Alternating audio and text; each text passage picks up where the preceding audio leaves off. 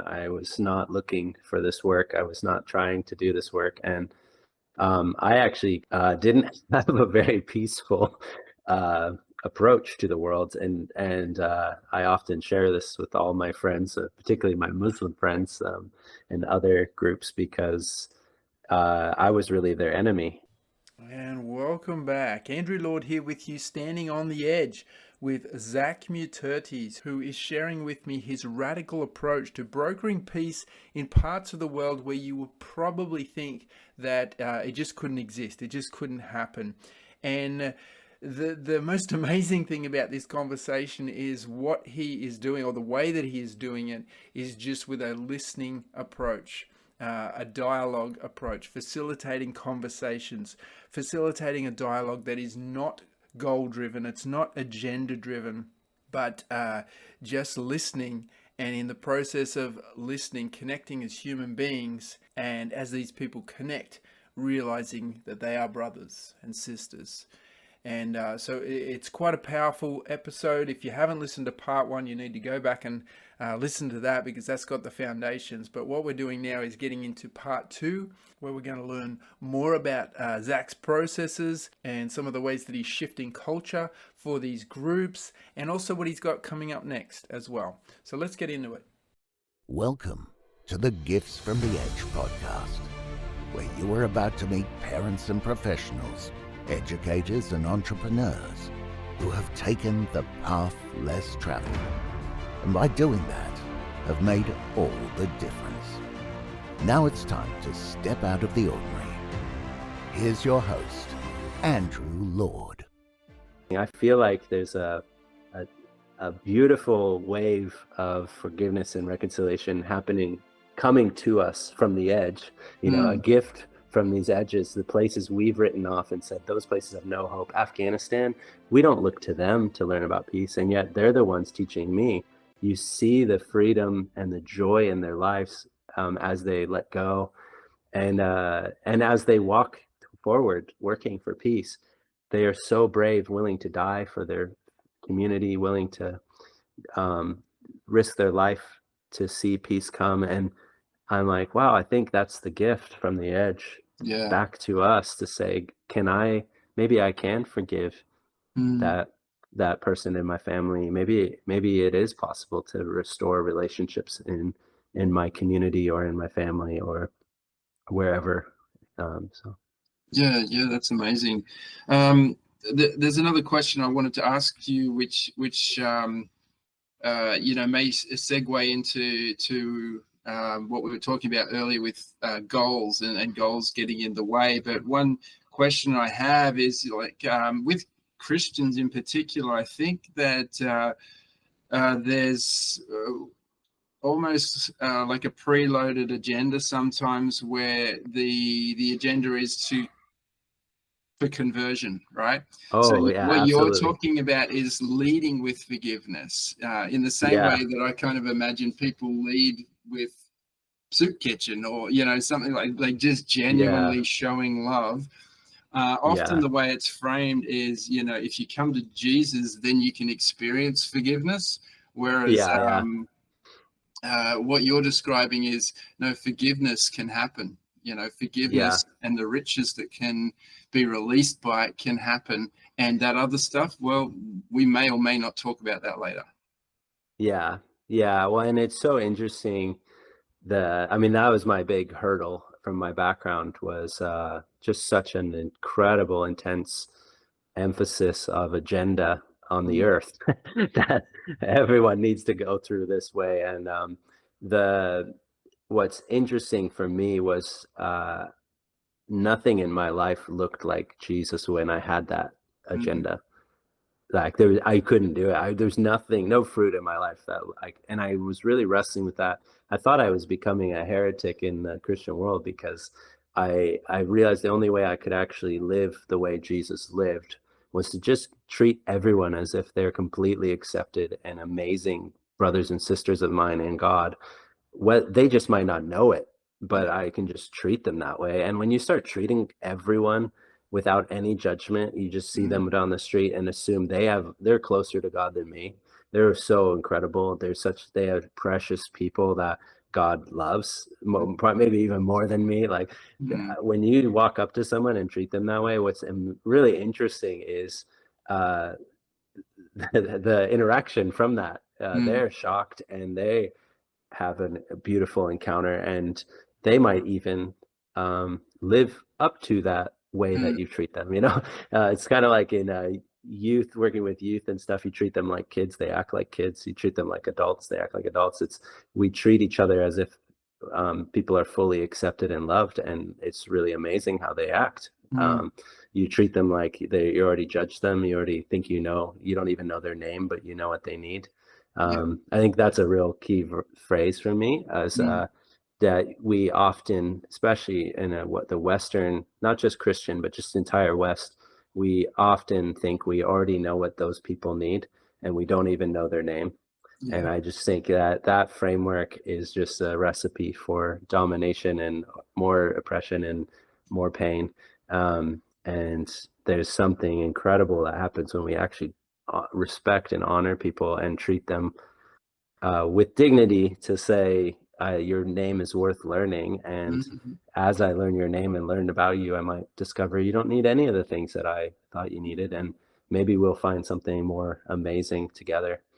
But with the conversion mentality, yeah, that was massive for me. And I was really shocked to find, as I explored, well, one, as I met people around the world who were unbelievable and were absolutely, they made me wonder if I loved Jesus, because they were Muslim and they were Buddhist, but they were living more like the Book of Acts, and they considered Jesus their Lord and Savior, but they weren't Christian.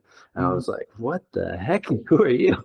But also, it's just really fascinating to read the Bible and realize there's no evidence of anyone changing religion throughout all of it. In fact, the whole Book of Acts is about people remaining in their community as they are.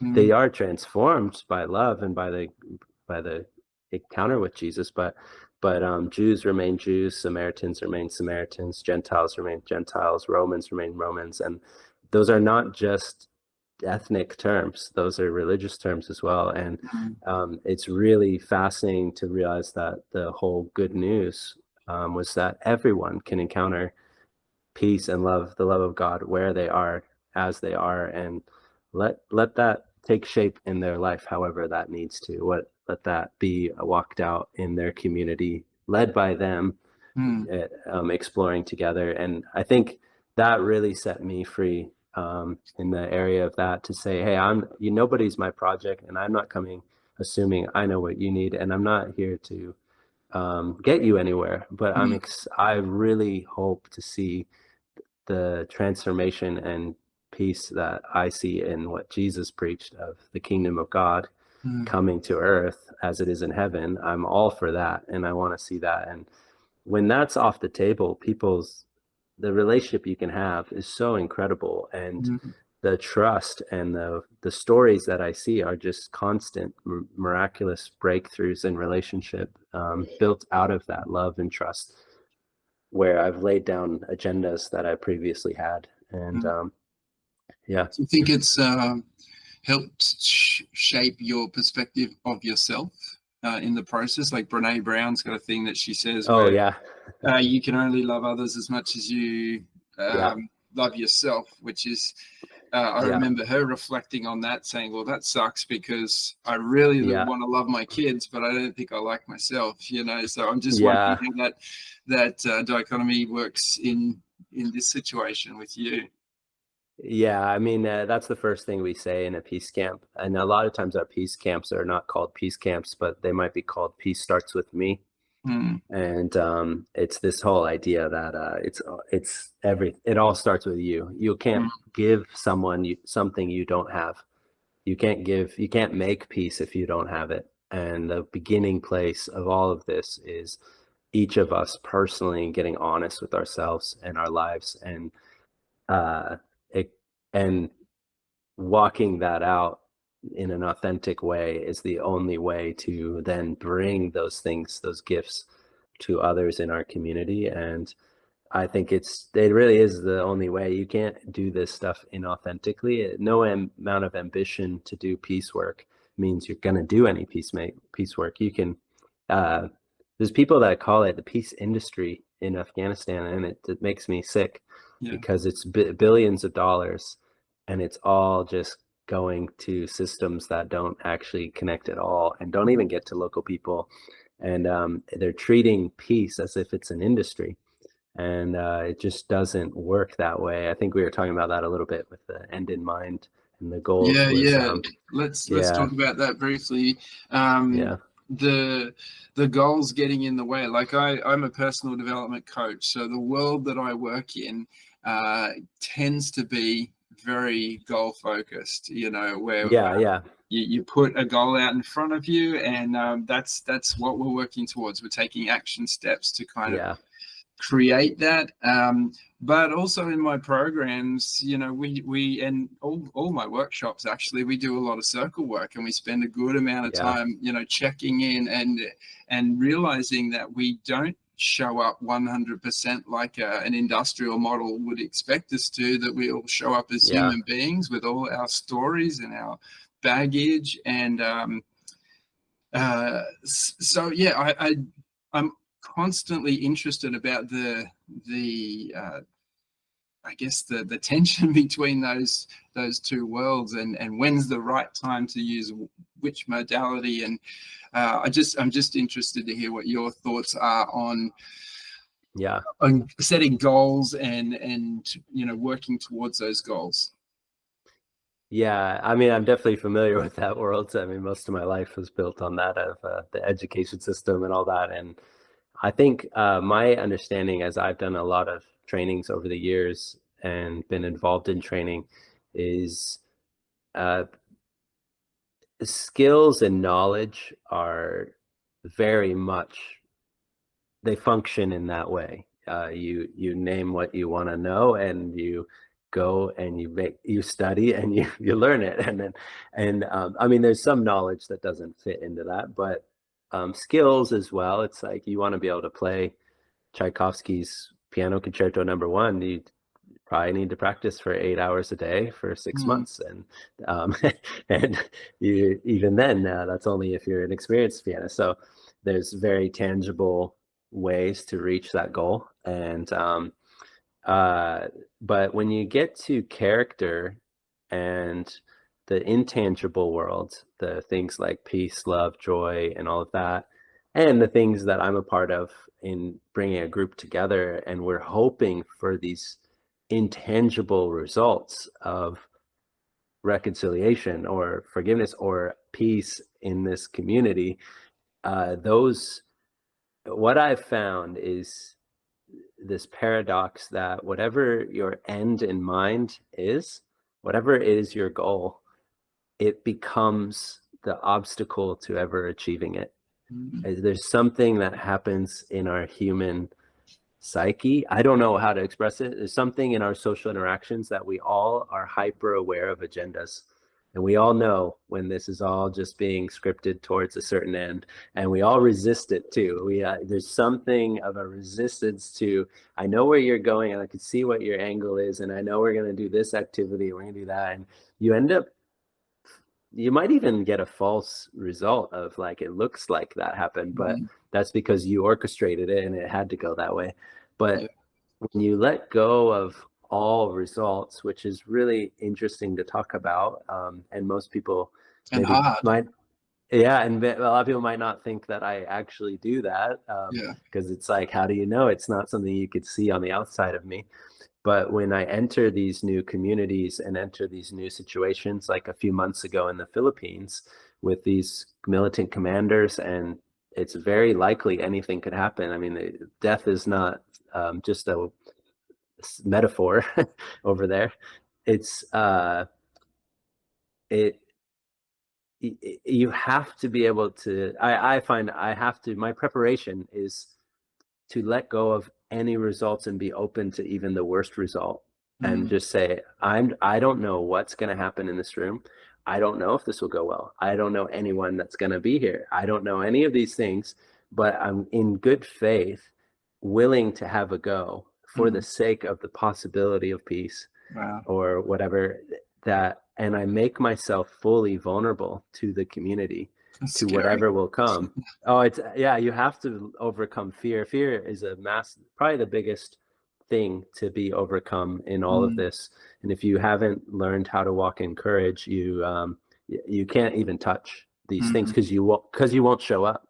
You yeah. won't go to that area. There's places I'm going that are absolutely banned travel. Do not travel. This is everyone is telling you don't go there. That's where that militant army lives, or that's where those are the most evil people in all of our Mm, country.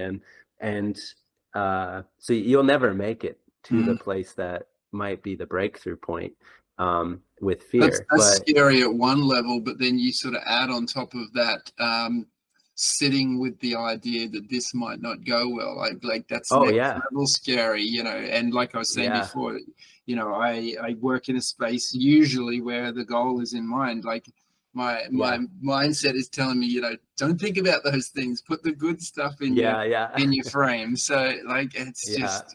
fascinating. But what's interesting is that courage is probably one of the first things that opens people's hearts up. They Mm, often are saying, nobody ever comes here. Oh yeah, my gosh, you came to us and you're not afraid.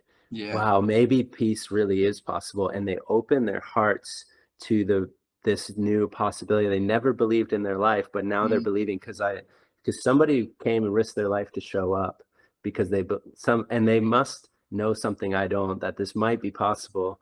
There's wow. something that breaks through in that courage. The act of courage is vital in opening the hearts of others to Mm, be courageous.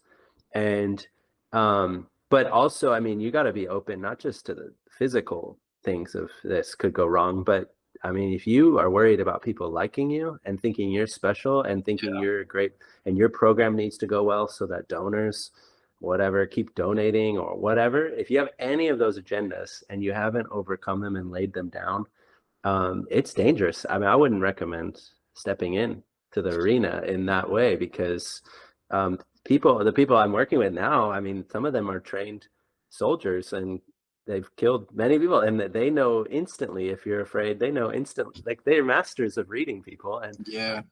and so you need to be really authentic in your surrender and letting go and not controlling and not being on a side, which is really hard for a lot of people. They want to be on a side. They think they Mhm. know who's right and who's wrong. They want to end up on the right side, or they want this to go well because this is for my career or whatever. If you have any of those agendas, people smell it from a mile away. People are not stupid. Yeah. And it doesn't matter where they are in the world. They know, they can smell that kind of selfish agenda or whatever. And they're always looking for it too. We're all always going, what's this guy's Mm. motivation? Why Yeah. is it? And if they really find a pure heart, which I know it's crazy to say there's such a thing as a pure heart, but I think it does exist at times. Maybe not pure like in the absolute pure, but like Mhm. as far as that person can be, they are pure. Mm. They're authentically being pure with you. Yeah. Then it just like the things that come out of an experience and opening a space of pure, authentic purity of heart, it Mm.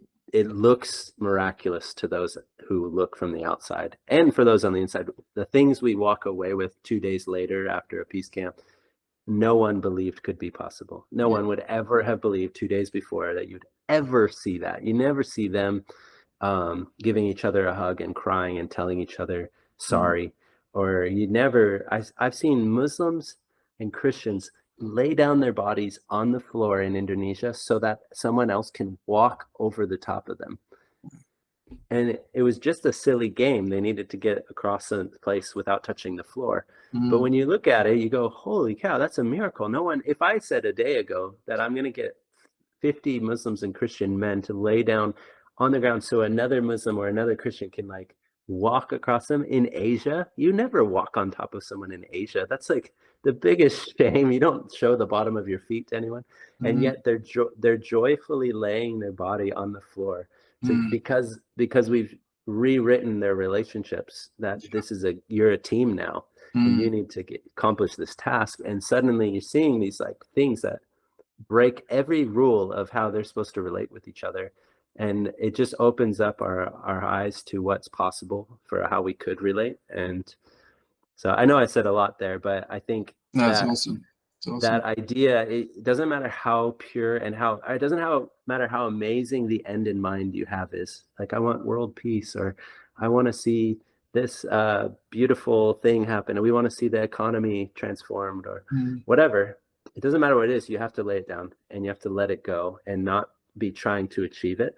mm, Um, in order for it to happen, for it to organically come out of the circles, like you said, to let go of control allows for a true circle of dialogue to happen. And in a true circle of dialogue, the things that come out are true, like are real and have life to them because it wasn't manufactured. It actually grew out of their own interactions.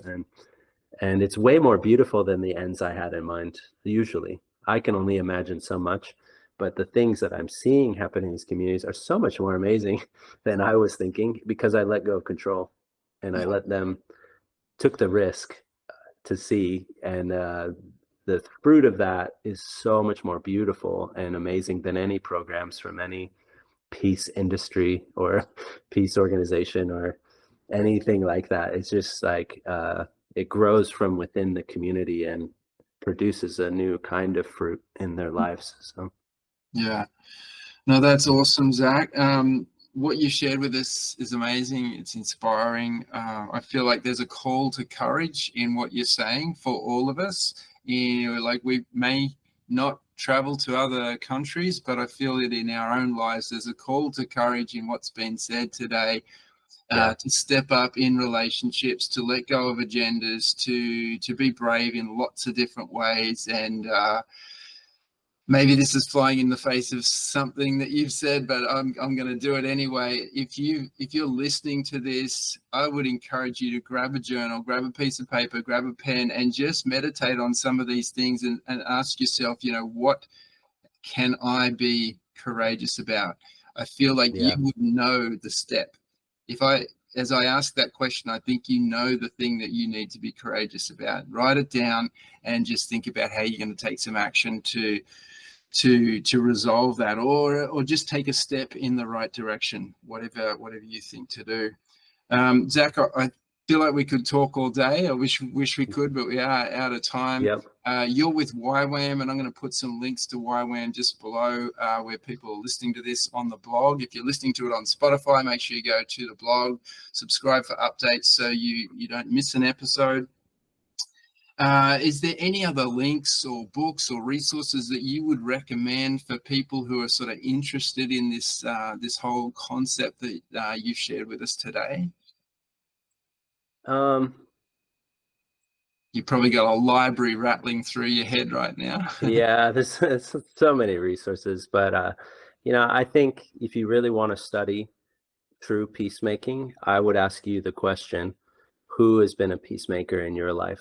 Mm, And study that person, because they're usually the most real, amazing, incredible peacemakers in the world are nameless people that are not famous, but they're your grandmother, your mother, there's somebody. Often women, I ask that question all around the world. It's often women in villages and small communities who are actually doing the hard work of peace mm, and keeping relationships going in families and communities. They are the real heroes. What I do is just a small drop in the bucket. And the only reason what I do has any effect is because there's all sorts of incredible peacemakers all over the world. And my hope is that everything I'm describing to you in this podcast, in the next generation, they will be like, what's so special about that? We all do that. We yeah, all go out and help people that's forgive. We all go heal relationships. And yeah. I really think that's it. There's no one is special in peacemaking. It's actually in the day-to-day, Mm, everything we need to all just do it. we're And called to that as humans. yeah, and Mm, it's have a go at it and see mm, what happens. Yeah. yeah, so good. So while you've got your pen and paper in your hand, that is a great question. Thank you so much for that, Zach. Thank you so much for spending some time with us today. That's all we have time for. We're going to leave it there. Yeah, thanks, mate. And there you have it, Zach Muetterties from YWAM and Equal Access International, talking about peace camps and the work he does there. I'm going to put some links on the podcast page so you can go check those out. I encourage you to do that. I also encourage you to, we were talking there at the end about using your journals, and I really encourage you to do that. When you take some action, it consolidates the results.